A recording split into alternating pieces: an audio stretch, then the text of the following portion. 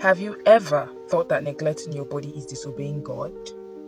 Well, I'm here to let you know that every time you have decided to neglect your body, treat it like trash, and ignore it, you have been disobedient. Now, if you made it to this point, you better stick till the end so we can rewrite our wrongs.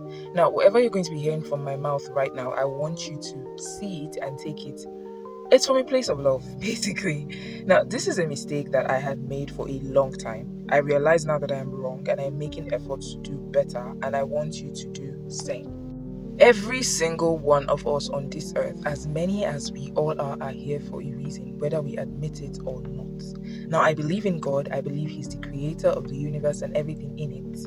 If He created us all, don't you think we're created for a reason? Don't you think the reason we're created, you need your body to execute it? I mean, the only way you can get anything done on this earth is to be alive. Let us talk about the spiritual weight of the body. One thing I know for a fact is only the body can execute anything on this earth. Not spirit, just bodies. As a believer, I understand that every man is first a spirit with a soul that wears a body. Now, if you're just hearing this for the first time, it's okay. You don't have to freak out, but it's the truth. According to the law of territoriality, your body is the only means with which you can walk or even walk on this earth.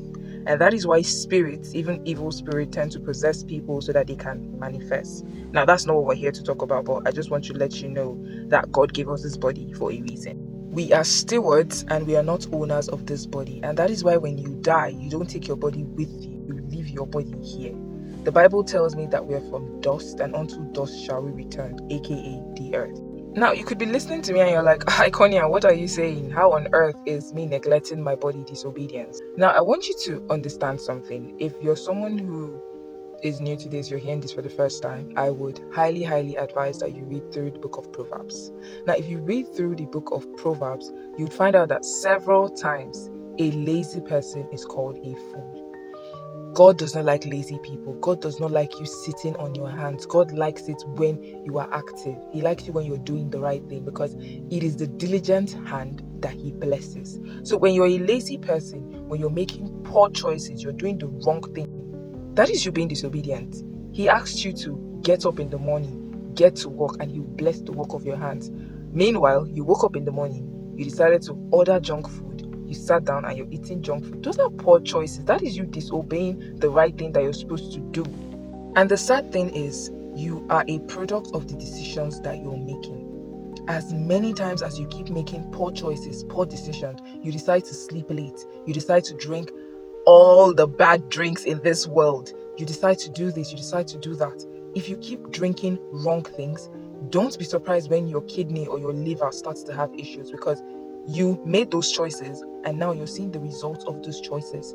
Imagine you were on this earth so you can evangelize the good words of God.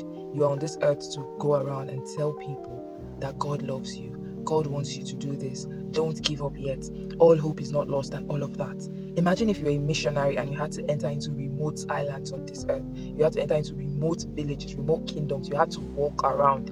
Imagine if you had a heart issue or something. How are you going to do that? Imagine if your legs are not strong enough, you've not developed your thighs, your calf muscles and your hamstrings and all of that to walk properly. How are you going to walk around? Because mind you, some of these communities do not have all of the amenities that township and developed areas have. Some of them you actually have to hike your way around to get to where people are to speak to them. So how are you going to do that if your body is a mess? And that's not just it. Imagine if your purpose is to be in the corporate world, you're supposed to help people see that they can do the right thing. You can go about being in a corporate world and not have to be corrupt. I'm not saying that all of corporate world is corrupt, but basically the whole company politics that sometimes it becomes so unhealthy.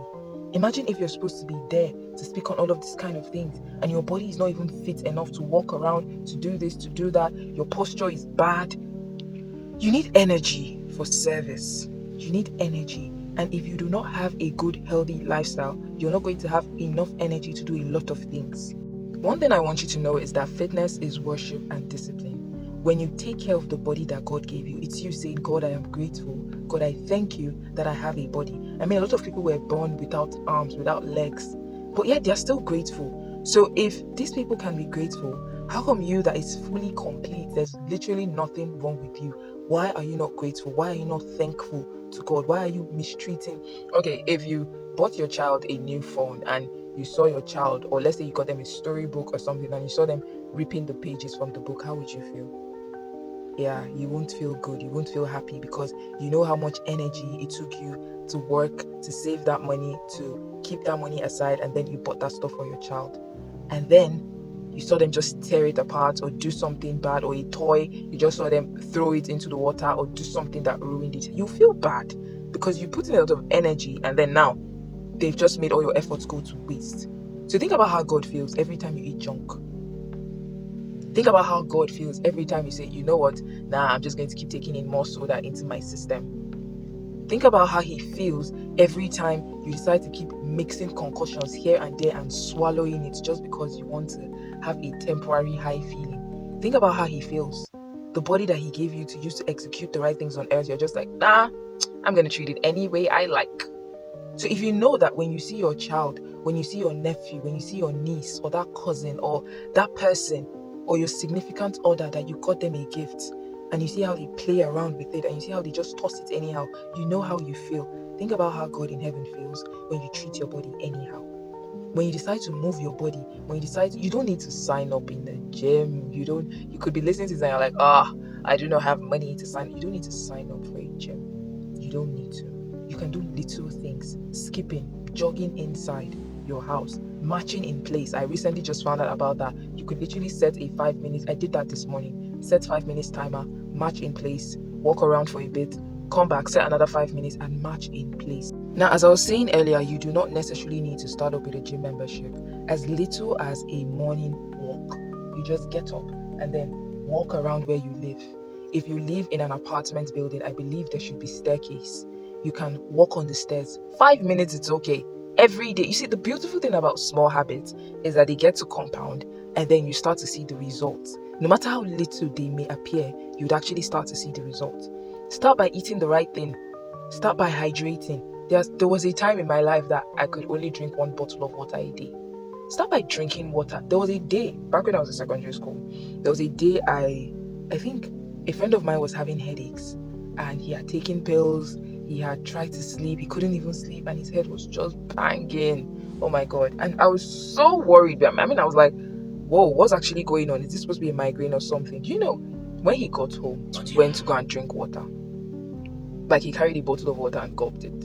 And the next day he came back to school to tell me, do you know it was water that was my issue? I was like, you're joking. He said no, that as soon as he drank water, he was fine. I was like, what? You mean all of the ibuprofen, paracetamol that you were taking throughout the day and all of that, all it took was just a bottle of water? He said yes. So we underestimate the power of all of these little things. We think fitness doesn't have to be something so grand. It doesn't have to be something so big, so massive. It doesn't. Just little, small steps here and there. Start small, then walk your way up the ladder. Nobody just sees a staircase and flies to the top. You raise your leg up first. You lift that leg. You place it on that first step. And then you lift the second leg. That is how you're going to make it all the way to the top. See your health journey as a faith walk. See it as you being honest. See it as you being true. See it as you being grateful to God for the life that you have.